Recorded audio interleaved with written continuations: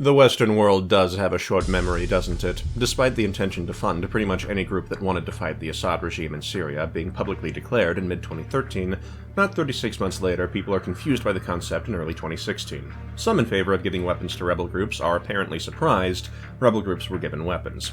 To the time machine! And I don't sanction replacing a tyrant with another tyrant when you know well in advance that the replacement will be even worse. There is no taking a chance for the Syrian people here if the rebels are not fit to rule.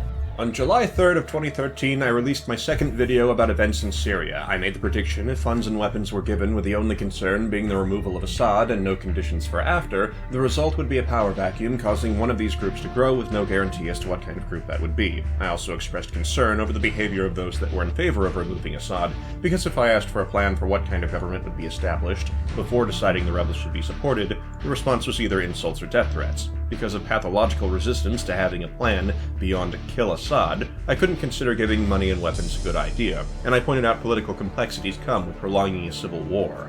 While most of my subscribers seem to understand, I received a lot of flack for this position. I was called a fascist, sent several death threats, and told the conflict had at its heart good versus evil, freedom fighters versus Assad.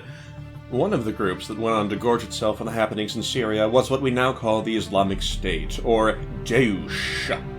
In summary, I said don't give weapons to ISIS, and was called a fascist. To some, removing Assad was the first and only priority, fund those opposed to him, regardless of who they are, regardless of what they're like, regardless of what their plans were, as long as they oppose Assad. ISIS fits that win condition. They oppose the Assad regime. Though fortunately not the majority, a portion of the public got exactly what they asked for when they wanted rebel groups opposed to Assad given weapons and money, regardless of consequence. And it's interesting that's not something people seem to remember or talk about very much. It seems to have been given the Kony 2012 treatment. Anyone can go to a 2013 Syria video and browse through the comments. I wonder if some of the people would agree with our own words from the past about how much was acceptable to cuddle the red line that was a big deal at the time. People get so caught up in whatever crisis has reached the headline, they seem to lose all concept of time. Not only do they forget incidents they were recently passionate about, they also forget their own involvement. See Ebola crisis. I was called a fascist, not for saying don't give weapons to ISIS, but for saying it in 2013 instead of 2015. It was not yet trendy. We had Kony 2012, Snowden 2013, Ebola 2014, ISIS 2015. What will be 2016, I wonder? It's an end to a year we've reached before. What new adventure lies in store?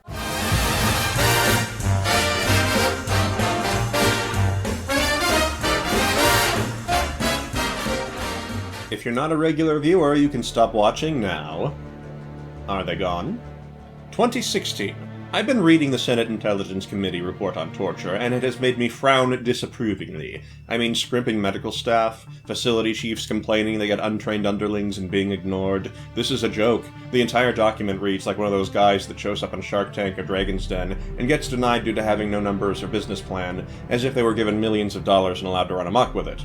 It does seem to have its own share of bias on the part of Feinstein, but unless she's outright falsified incidents, which I don't put past her, the contents are still silly. For a while, I had considered my understanding of intelligence agencies and the like to be slightly above the non-existent understanding of the average American, and at this point I think I was suffering from the opposite end of Dunning-Kruger, where people that are reasonably qualified undershoot instead of overshoot, since most, if not all, of my predictions for North Korea and Syria have come true in a particularly grisly manner, much to my disappointment. I wanted to be wrong. 2014 felt like it went by too quickly, but I can't say I missed 2015 very much. So much crazy happened that I feel more compelled to talk about stuff more than I had in the previous year. I mean, seriously. It's not about freedom of speech, it's about making a home. What? I'm half tempted to put a Sargon of Akkad plushie on my lap and film me petting it in a totally non-homoerotic way while talking in a supervillain voice because of how ridiculous some of the year's events were. So, I'm hoping, considering recent events, people will be willing to listen. I'm also working on my next autopsy video. 10 internet points to anyone that can guess which game it's going to be about. Comments, anyone?